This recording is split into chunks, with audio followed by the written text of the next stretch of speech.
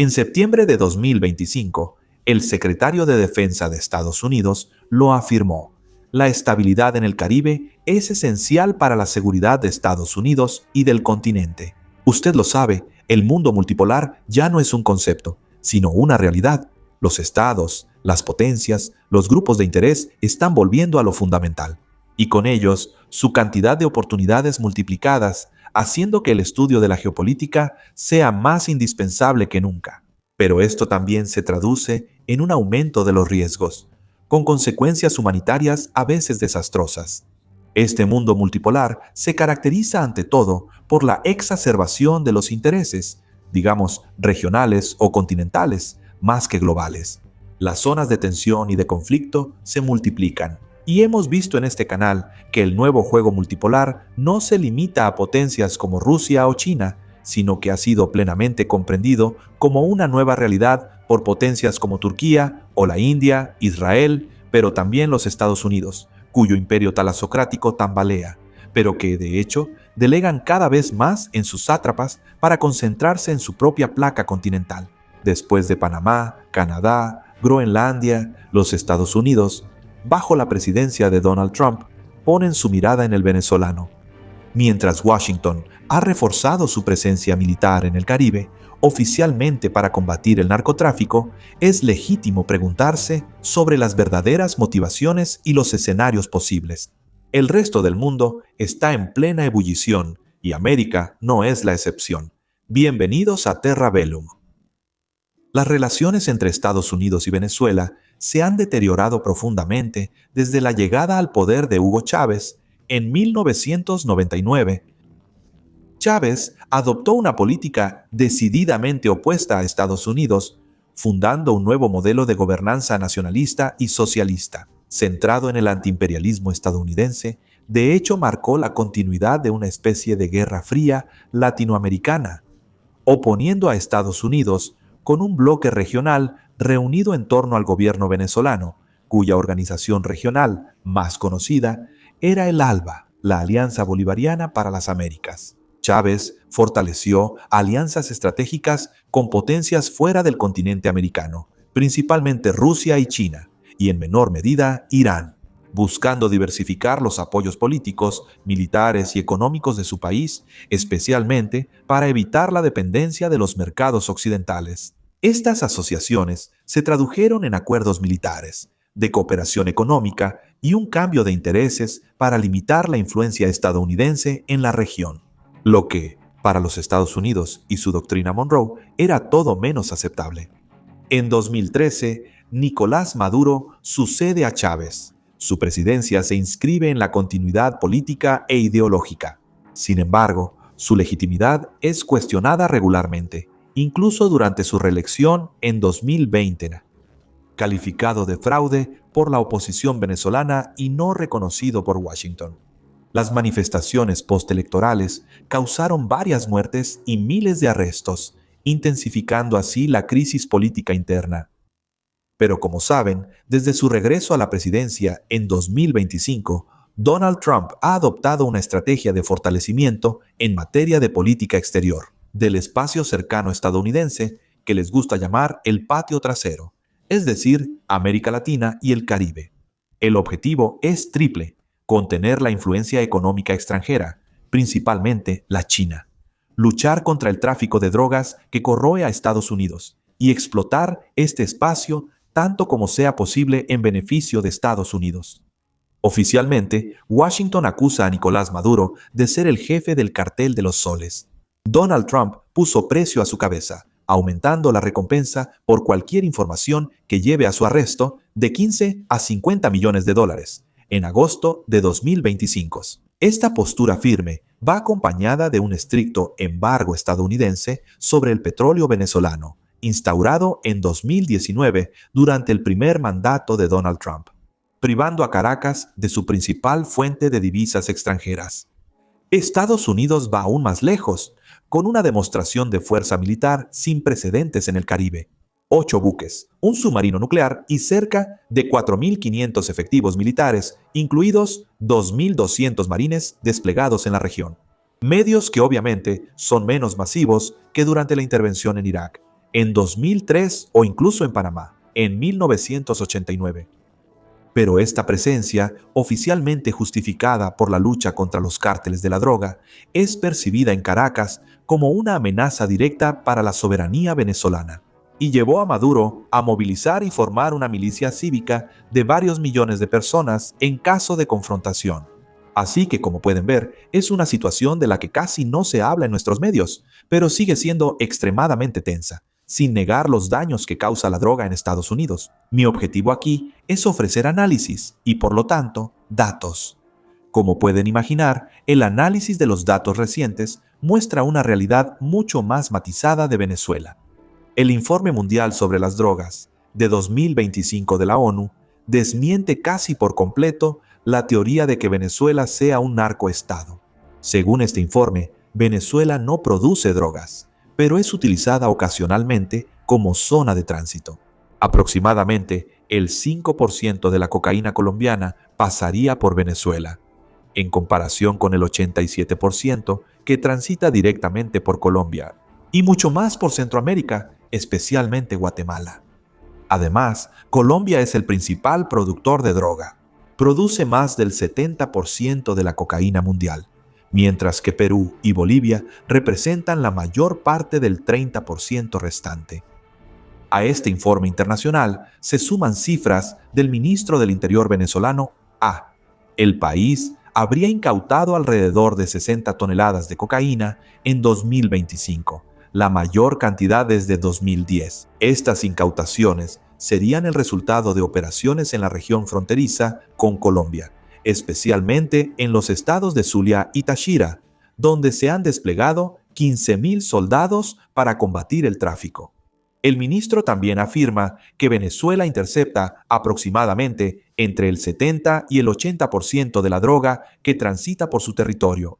Finalmente, Arlacchi, diputado italiano y sociólogo reconocido por sus trabajos y estudios sobre la mafia y el tráfico, consultor en la ONU, también señala que la Venezuela chavista siempre ha seguido el modelo de los comunistas cubanos en la lucha contra las drogas, inaugurado por Fidel Castro él mismo. Venezuela como narcoestado es en realidad un mito, pero por otro lado, mi realismo también observa la historia reciente, que también ha demostrado que estados, con un poder aislado, sometidos a sanciones tras sanciones y con falta de divisas extranjeras, pueden recurrir al tráfico de drogas. Para sobrevivir económicamente, por ejemplo, se piensa en la Siria de Bashar al-Assad entre 2011 y 2024, donde el Captagón generaba entre el 25 y el 50% del presupuesto del Estado, pero Venezuela no es Siria. Y la comparación termina ahí, o casi, porque el petróleo podría estar en el centro de estas tensiones con Estados Unidos, mucho más que las drogas. Posee las mayores reservas probadas del mundo, estimadas en unos 300.000 millones de barriles, es decir, el 18% de las reservas mundiales, superando por mucho a las de Arabia Saudita y sus 266.000 millones de barriles. El problema es que la producción petrolera del país ha sufrido mucho por las sanciones estadounidenses, la falta de infraestructura, de tecnología y una mala gestión interna, lo que sigue provocando una profunda crisis económica. La depredación de los recursos parece tan antigua como el mundo, pero no ha cesado. Y digamos que en este mundo multipolar es mejor, y Donald Trump lo entendió muy bien, tener un buen pozo petrolero y también industrias estratégicas de punta. En lugar de un ejército de consultores en comunicación, el petróleo sigue siendo un arma geopolítica importante. Incluso en 2025, estamos bien posicionados en Europa para verlo, ya que nos estamos encaminando hacia una dependencia casi total de las energías estadounidenses. Estados Unidos busca limitar el acceso de sus competidores, especialmente China y Rusia, a los recursos energéticos venezolanos. Las potencias han incrementado sus inversiones y el comercio con Venezuela, lo que representa una piedra en el zapato para la dominación estadounidense en la región. Volvemos a lo fundamental. La geografía y los recursos determinan los flujos, que determinan las relaciones de poder y las medidas para asegurarlos, que luego determinan las tensiones y los conflictos. Ahora, hagamos un resumen. Las fuerzas estadounidenses desplegadas incluyen el submarino de ataque, USS Newport y varios aviones de combate furtivos F-35 estacionados principalmente en puerto. El futuro dirá si se trata de una postura ofensiva o disuasiva. Mientras no aumenten, esta postura parece sobre todo disuasiva. Si tomamos como referencia la operación Causa Justa en Panamá, que movilizó cerca de 28,000 soldados en 1989. En todo caso, va acompañada de una voluntad declarada de Donald Trump de intervenir militarmente en caso de amenaza directa, especialmente contra los transportes aéreos y navales venezolanos considerados hostiles. Y por supuesto, el objetivo también es asegurar el control del Caribe. Paralelamente, Estados Unidos continúa realizando ataques selectivos contra embarcaciones sospechosas de tráfico de drogas, pero que en realidad funcionan más como una advertencia. Por su parte, Venezuela confía en la resiliencia popular, sus milicias y las alianzas internacionales para contrarrestar un ataque convencional. Hay que decirlo claramente, si Estados Unidos decide intervenir, la tarea para Caracas estará lejos de ser fácil. Estratégicamente, Washington cuenta con varias opciones, desde la simple presión diplomática hasta el apoyo clandestino a la oposición local, pasando por una intervención militar limitada o mayor. El factor clave sigue siendo la capacidad o no de Estados Unidos para mantener el apoyo internacional, especialmente en América Latina, donde muchos países denuncian una política intervencionista de Estados Unidos desde hace más de un siglo. Les remito, por ejemplo, a nuestro video sobre Panamá. Surgen varias preguntas para entender mejor el futuro de esta crisis. En primer lugar, ¿hasta qué punto la defensa nacional venezolana, basada en un ejército debilitado, pero con una fuerte movilización civil, podría disuadir una intervención estadounidense? Consciente de sus limitaciones, Venezuela ha implementado una amplia movilización civil, con la creación de una milicia paramilitar que hoy contaría con aproximadamente 4,5 millones de miembros. Estos milicianos son entrenados por el ejército con tácticas de guerra asimétrica. El objetivo es transformar cualquier intervención estadounidense en un conflicto prolongado y costoso. Este dispositivo, aunque no cuenta con los medios de un ejército convencional poderoso, constituye el único verdadero instrumento de disuasión de Caracas. En segundo lugar, ¿qué peso seguirán teniendo las presiones económicas a través de sanciones y embargos frente al interés estratégico del petróleo y la búsqueda de un cambio de régimen en Venezuela? Un enfrentamiento militar podría perturbar la producción petrolera, provocando inestabilidad en los mercados mundiales. Washington podría tomar un riesgo, ya que la geopolítica está más que nunca en una fase ofensiva. Por último, ¿cómo influirá la dinámica internacional, especialmente la competencia chino-rusa con Estados Unidos, en los márgenes de maniobra de cada lado? No se puede hablar de Venezuela sin mencionar la guerra en Ucrania, la guerra en Medio Oriente y la rivalidad entre Estados Unidos y China. Rusia y China tienen pocos recursos para dedicar a la protección directa de Venezuela. Queda por ver ¿qué postura quiere tomar Donald Trump? Aquí se trata de la diplomacia entre grandes potencias y, de manera cínica, de los intercambios que están dispuestas a hacer las grandes potencias respecto a las más pequeñas. Un ejemplo es lo que pasó después de las sanciones que Donald Trump promulgó a principios de año contra el sector petrolero venezolano, al suspender las operaciones de Chevron y luego volver a autorizarlas.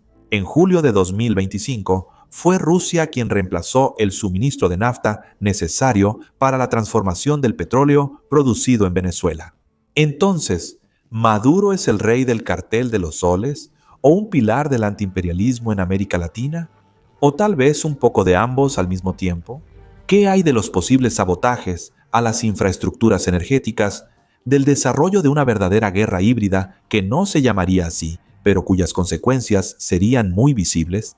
Si este conflicto estalla, no sería solo una confrontación binaria, sino una interacción multidimensional que agrupa guerra híbrida, diplomacia intensa y diplomacia global, así como competencia local y también competencia económica. En un marco global, como pueden ver, la complejidad de las relaciones entre Estados Unidos y Venezuela se encarna hoy en un equilibrio precario, donde cada acción puede modificar profundamente el orden regional, pero también el internacional.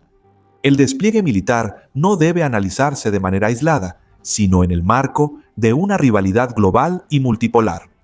Entre intervención directa, guerra económica prolongada y un desenlace diplomático difícil, el escenario sigue abierto y se requiere estar atentos. Desde Europa hasta Medio Oriente, pasando por África y Asia, América no es la excepción a la regla. Bienvenidos al mundo multipolar. Espero que este resumen sobre la situación tensa entre Estados Unidos y Venezuela les haya gustado. ¿Creen que Washington se dirige hacia una operación en América Latina? Esperamos sus comentarios y creo que no hemos terminado de escuchar sobre Venezuela.